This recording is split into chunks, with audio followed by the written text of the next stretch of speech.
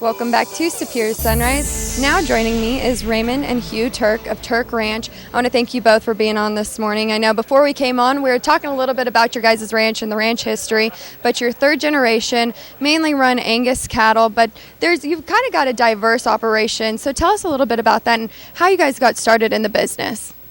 Well, we've got cattle and sheep both, and our grandparents had sheep, and then they were off the ranch for a while. But when we got ready to go to school, our dad encouraged us to get back into the sheep business, which we did. But there's always been cattle on the place, and I've been there since 1928, and so we're still there. And one of our main focuses is try to always get the best genetics that we could afford in hopes of producing a better end product. Well, I know you guys being in the business this long, you've seen the differences and the changes that have been over the years, especially just within the Angus breed. So talk about how genetics has played an important role in your operation. Well, we've kind of built something that can be passed down to the future generations, and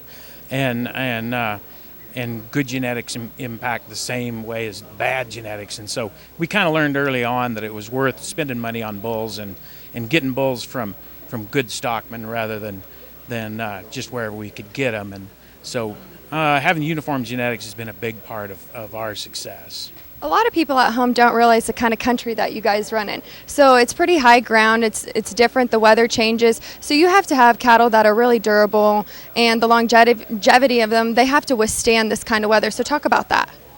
Well, our lower place, what we call our lower place, is just out of KC, Wyoming. It's about 5,000 feet, but we trail to the mountain, and they go up to about 8,500 feet in the summertime. So we try to get pap tested bulls, and we just, it takes a fairly durable and a smaller size cow to run in that kind of country than what a lot of people might use.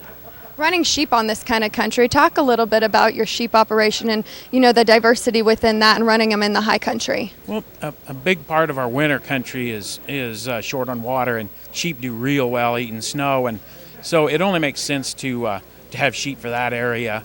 And so in the summer, the sheep and the cows, they a lot of times will run in common, and they get along real well, and so it just makes sence to run two species.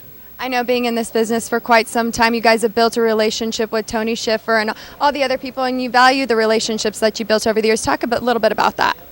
Well, Tony has been a big help right from the start. He was the one that got us involved in the whole video sale concept, and that was part of our philosophy of taking it a step above either selling in the country or going to a sale barn, is that this was a place where you could offer superior genetics, and Tony has been a big help to us in promoting our product and getting it sold. Well, I want to thank you both for being on the show with me this morning, coming out here. When we come back, Kara Smith with Newport Laboratories. Stay with us.